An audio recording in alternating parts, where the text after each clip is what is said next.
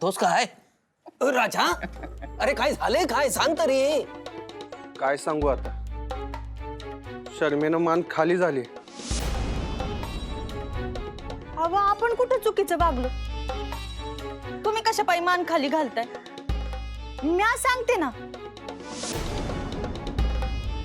काना मागून आले आणि तिखट झाले. त्यांचा सत्कार काय झाला?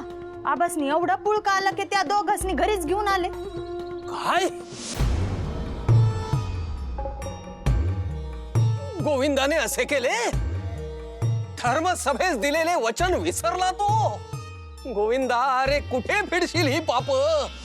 वय तेच पारू बोलली का आपल्याला त्यांची पाप लागाय नको, आणि म्हणून आम्ही घर सोडलं. अरे तुलाच सांगताना हे कसे तरी वाटत आहे राजारामा, पण आता घाबरू नका. म्या बी हेच सांगते, पण ह्यासनी कुठं पटते? हे असंच मान खाली घालून तिथंच राहिले बी असते. म्या भते म्हणून ह्यासनी घेऊन बाहेर पडले. राजारामा, अरे तूच खमकी भार्या मिळाली आहे, तिच्यामुळेच तुझे निभावते हो. अरे अपराधाची भावना तुझ्या मनात असेल तर ती काढून टाक. तिच्यामुळेच तुम्ही त्यांच्या पापात सहभागी झाला नाही आहात. ऐकलं का भूदेव काय म्हणले ते? काळजी करू नका. सोत्या आणि त्याच्या भार्येमुळे आज तुमच्यावर ही वेळ आली आहे ना, मग देव त्यांना नक्की शिक्षा देईल. हो. देव देव नाहीतर नाही देव, पर म्या नक्की देईल. त्यासनी असं सोडणार नाही.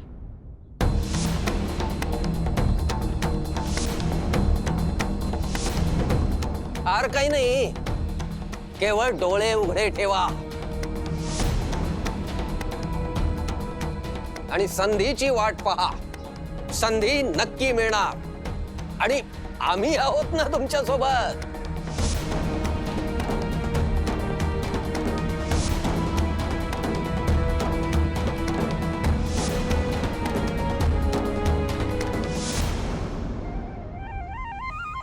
डोळे अजिबात उघडायचे नाही. बंद म्हणजे बंद, फसवायचं नाही. हा अहो एवढं काय गुपित आहे? फातिमा, तू सुद्धा मला काही सांगितलं नाहीस ना? तुम्ही आधी बसा तरी खाली बसा. हा, आता उघड डोळे.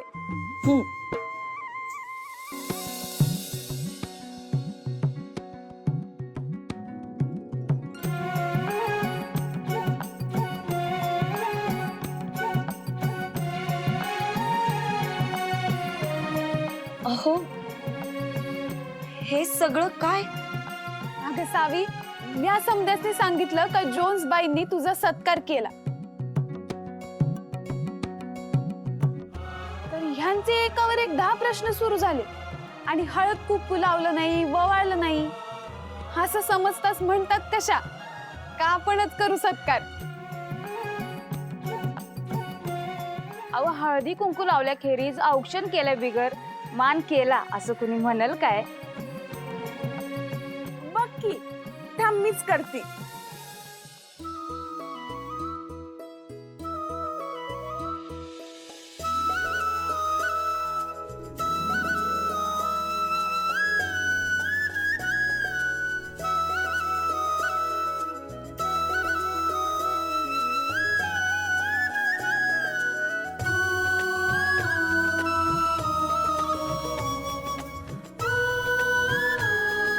आता ही प्रेमाची भेट.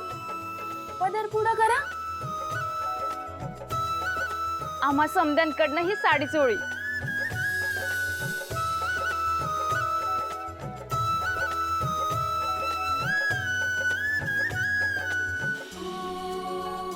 बघा तर, चिमूटभर हळदी कुंकवानं पण कसा दिमाग वाढलाय.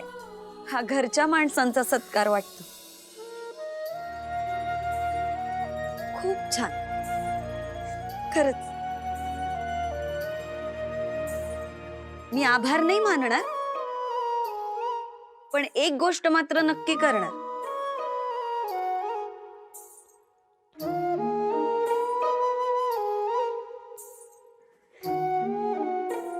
आता हे माझ्या ओटीत असताना मी तुम्हाला कसं शिकवणार? आज तुम्ही मला शिकवायचं. वय सावी, तू पहिल्याच दिवशी म्हणली होतीस का आपण ह्यासनी शिकवायचं आणि ह्या आपल्याला शिकवणार. आम्ही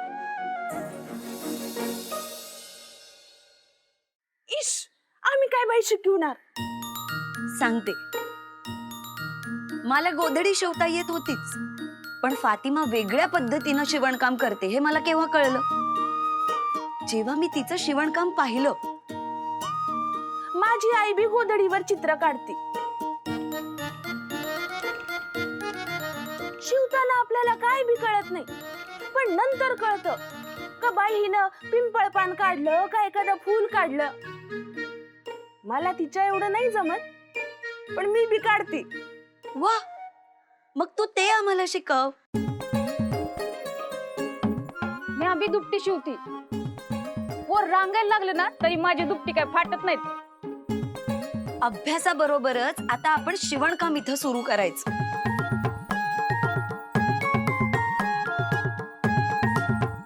एक काम करूया, मी यांना सांगून दुकानाचं काही जमतंय का ते बघते. म्हणजे तुझ्या डोक्यात तरी काय आहे? रोजगार सुरू करायचा. तुम्हाला जे येतंय त्याची गरज बाहेर आहेच, आणि महत्वाचं म्हणजे तुम्ही शिवणकाम करायला इकडे येताय म्हटल्यावर तुम्हाला लपून छपून येण्याची गरज नाही. शिवाय मिळकत सुद्धा होईल. हिंदी बघा कशी खुलली. शिक्षण म्हणजे ओझं वाटायचं तिला, आणि हे काम करायचं म्हणजे कसं जीवात जीव आलाय. मी काय म्हणते, आपण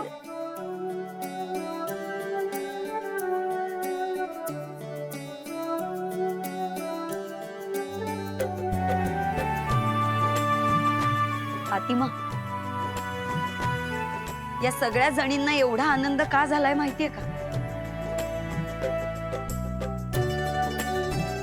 शिक्षणाबरोबरच आता त्या संसाराच्या मिळकतीत सुद्धा हातभार लावणार.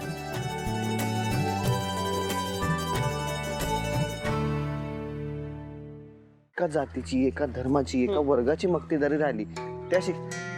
सदू, राम राम. राम राम. का रे, आम्हाला पाहून वाट बदलत होतास काय? कशा करता?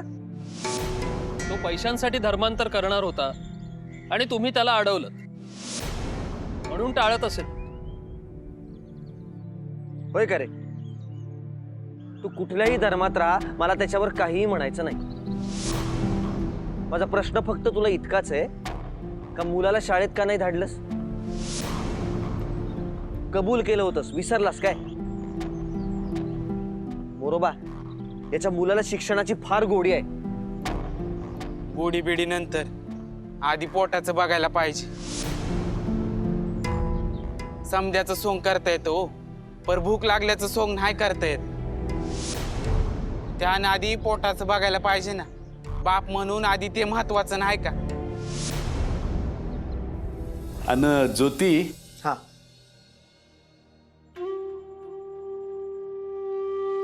नाही,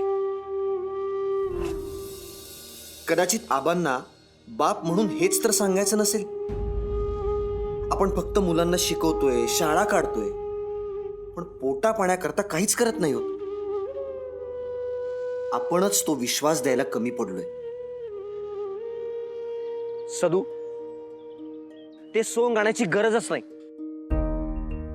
आपण एक काम करू, आपण शेत जमीन कसायला घेऊ. अरे अर्धेलीनं कसू, मजुरीच्या पैशांचं मी पाहीन, तू माणसांचं पहा. काय म्हणता? असं होणार असेल तर एक काय 10-10 लोकांच्या जमिनी पडून आहेत, आणि तुम्हाला बी चांगली मिळकत होईल, आणि माझा बी घोर कायमचा संपल. मोरोबा, अरे असं काय पाहतोयस? जे बोलणं आबांनी अर्ध्यावर सोडलं तेच आता सदूनं बोलून दाखवलं. मागही आपण बोललो होतो ना, जीविका आणि उपजीविका या दोन वेगळ्या गोष्टी आहेत. शाळा ही जीविका आहे, उपजीविकेची सोय करायलाच हवी आपण. सदू, आपण नक्की जमीन कसू.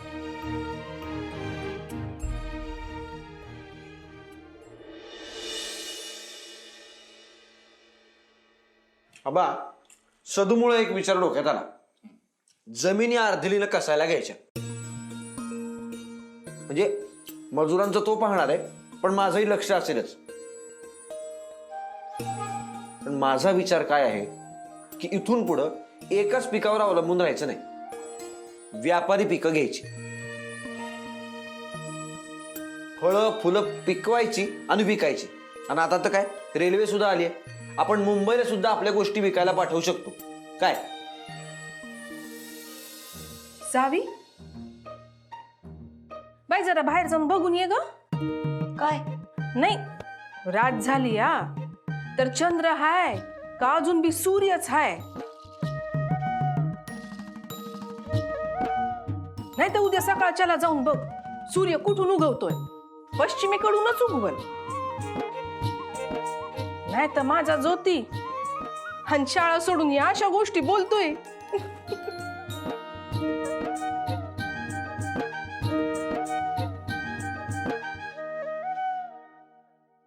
नाही नाही माई, शाळा असणारच आहे, काही बदललेलं नाही.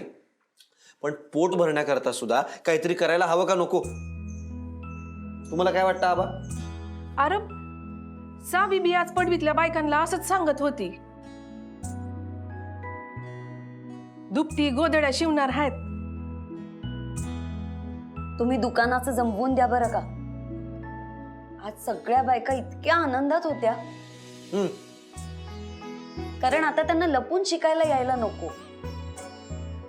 शिवाय या कामाचे 4 पैसेही मिळतील, तेवढाच घराला आधार होईल ना. सुंदर कल्पना आहे, नाही का आबा? म्हणजे आता मुलगांसून फक्त शाळा शाळा करतायत असं वाटायचं नाही काय? कोणाला? मला? म्हणजे हे समजा माझ्याकरता चाललंय वय? नाही आबा, पण आम्ही बघतोय ना, इतके दिवस झाले इथे येऊन, पण तुम्ही पूर्वीसारखं मनमोकळेपणाने बोलत नाही. बघा किती गुणाची लेकरं आहेत माझी. बराबर ओळखलं तुम्हासनी. हे मला बी काही सांगत नाही. अगं तुम्ही जे म्हणताय ते मनात बी नाही आलं माझ्या. मग पूर्वीसारखं मोकळं बोलत नाही. तुम्हाला काहीतरी बोलायचं असतं, पण काहीच न बोलता मधूनच निघून जाता, असं का? अरे तुम्ही लय धावत असता. एकमेकांकडे बघायला सवड बी नाही तुम्हाला. संसारात बी सुख असतंय. अरे देव सुख आणि दुःख दोन्ही बी देतो, आणि आयुष्य एकदाच गावलं आहे. पर तुम्ही त्याकडे डुंकून बी बघत नाही, हे मनाला टोचतं बघ. म्हणजे आबा? अरे तुमचे एवढे मान होतात, सत्कार होत आहे, पर तुम्हाला त्यात सुख नाही. तुमचं समद मन ते शाळा उघडण्याकडे आहे. तुमचं म्हणणं बरोबर आहे आबा, पण हा सुखाच्या आणि आनंदाच्या व्याख्येतला फरक आहे. अहो, सत्कारात आम्हाला कधीच सुख किंवा आनंद वाटणार नाही, पण त्याच ऐवजी तिथे एक जर शाळा उघडली, तिथे एखादं मूल शिकायला पुढे आलं, एक जरी मूल शिकायला पुढे आलं, तरीही आम्हाला सुख वाटेल आणि त्यात आनंद होतोच की.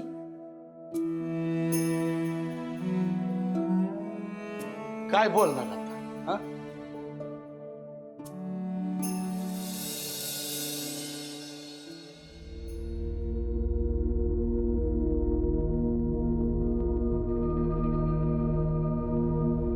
बाबा, झोप येत नाही का? डोक्यावर थोडे तेल थापता का? चिडचिड झाल्यामुळे डोके गरम झाले असेल का? पायाला काशाची वाटी घासून देऊ का? अरे डोक्याचे आणि पायाचे काय घेऊन बसलास नारायणा? संपूर्ण अंगाचीच लाही लाही होते आहे माझ्या. गोपू भटांनी विंचूरकरांकडे झालेल्या झोत्याच्या सत्काराचे वर्णन काय केले, तेव्हापासून ते दृश्य नजरेसमोरून हलत नाहीये माझ्या. हो बाबा, बिंडोक असतात ही माणसे, तुम्ही नका लक्ष देऊ. अरे काय बोलतोयस काय तू नारायणा? आयुष्यभर धर्मासाठी झगडलो मी, सगळ्यांशी लढलो, पण धर्मसभेने कधी मला साधे उपरणे देखील दिले नाही. आणि तो जोत्या पावसाळ्यात उगवणाऱ्या छत्र्यांसारख्या शाळा काय सुरू केल्या त्याने. शालीवर शाली मिळत आहेत, त्यास सत्कार होत आहेत त्याचे. बाबा मग आपण एखाद्या ठिकाणी शालीत खाचकुईली टाकूया का? वचने किम दरिद्रता नारायणा. अरे बोलताना विचार करताना तरी मोठा विचार करावा. हचकुयली कसली, शालीत साप बांधून. नारायणा, तूच अर्थवट सुचलेल्या विचारामुळे मला एक नवा मार्ग दिसायला लागलेला आहे. हाच योग्य मार्ग आहे. जोत्या, आता सत्कार स्वीकारच रे तू. नाही शाली सकट तुझ्या गळ्यात साप बांधला तर केशव भट म्हणून नाव नाही सांगणार रे मी.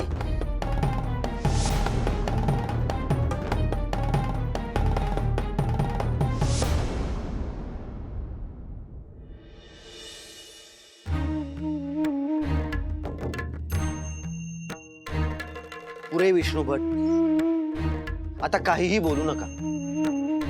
उत्तम निर्णय तुम्ही घेतलेला आहे. आजच्या दिवसाची सुरुवात तुम्ही अतिशय छान केलेली आहे. आम्ही तुमचं स्वागत करतो. सावित्री, हे विष्णू भट आपल्या शाळेमध्ये पंतोजी म्हणून येणार आहेत. उत्तम निर्णय आहे.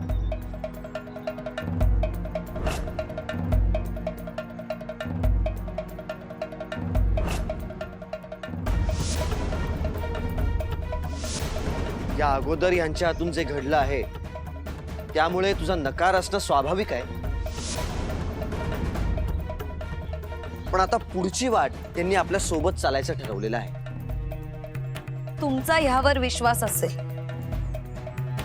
माझा नाही. पाया पडू का? माझ्या हातून जे काही पाप झालंय त्याचा पश्चाताप झालाय मला. मला तरी येताना म्हणाले की धर्मसभेकडून सुद्धा ज्योतिरावांचा सत्कार घडवून आणू आपण. अजिबात नको. मी कुठल्याही सत्काराचा भुकेला नाही.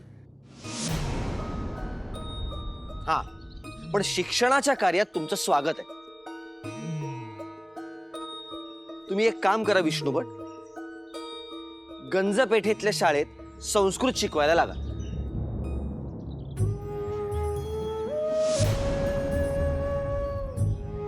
या आता. धन्यवाद. येतो मी.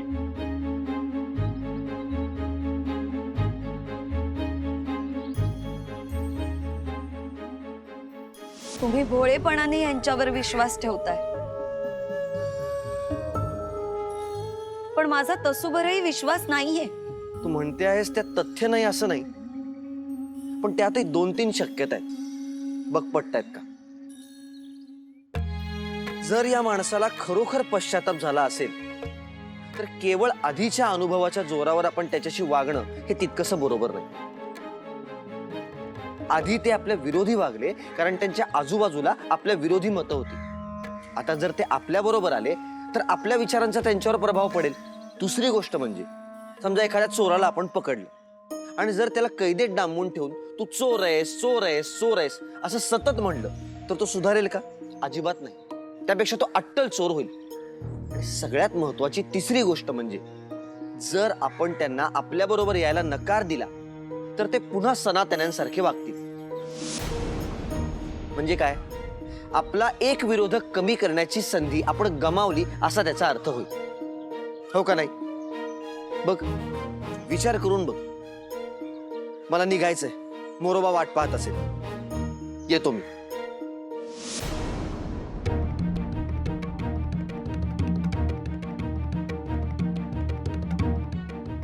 तुम्ही म्हणताय ते सगळं मान्य,